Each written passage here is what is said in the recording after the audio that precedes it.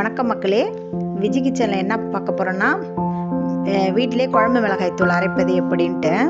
நான் 1 கிலோ மிளகாய், கார மிளகாய் வாங்கிக்கிறேன். 1 கிலோ மிளகாய்க்கு 2.5 கிலோ மல்லி காய வச்சுக்கலாம். நல்லா காய வச்சிடணும்.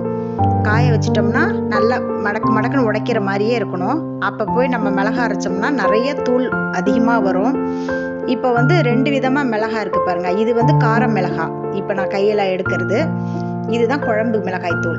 இது வீட்டுக்கு சமைக்கிறது, ரசம் தாளிக்கிறது, பொடி செய்கிறது எல்லாமே இதில் செஞ்சுக்கலாம். பொரியல் பண்ணுறது எல்லாமே இந்த மிளகாய் தூள்.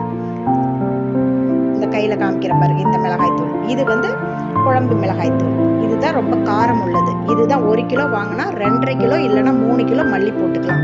அதுக்கு 200 கிராம் மஞ்சள், 100 கிராம் மிளகு, 100 கிராம் ஜீரகம், 50 கிராம் வெந்தயம், ஒரு கட்டி பெருங்காயம், தோரம்பருப்பு 50 கிராம், கடலைப்பருப்பு 50 கிராம். இவ்வளோ தாங்க போடணும். போட்டு நல்லா அரைச்சி வச்சுக்கலாம்.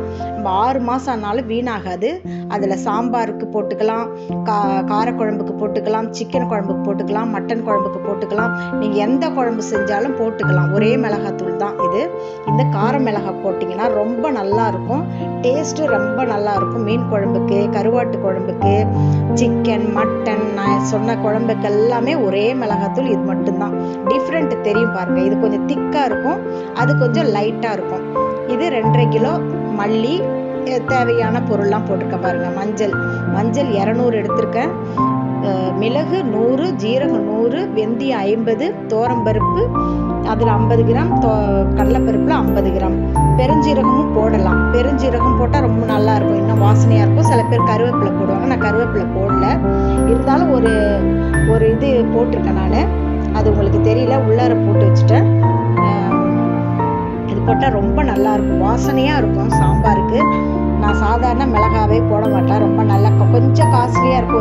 ஒரு 20 ரூபாய் ஜாஸ்தியாக இருக்கும், 20 ரூபா 30 ரூபாய் ஜாஸ்தியாக இருக்கும். இது அளவு நான் போடுறேன் பாருங்கள். இதையும் தெரிஞ்சுக்கிங்க. மரத்தில் கொட்டியிருக்கேன் பாருங்கள். 100 தான் போட்டிருக்கேன் எல்லாத்துலேயுமே. அந்த கட்டி பெருங்காயம் 1 போட்டுங்க. அதை நம்ம கையாலே அப்படியே கொஞ்சம் இலசா, அதாவது ஈரமாக இருக்கும். இந்த எல்ஜி போட்டால் அதை அப்படியே நம்ம கத்திரிக்கோளாலே கட் பண்ணி போட்டுருங்க. நான் கையால் கூட எடுப்பேன் பாருங்கள்.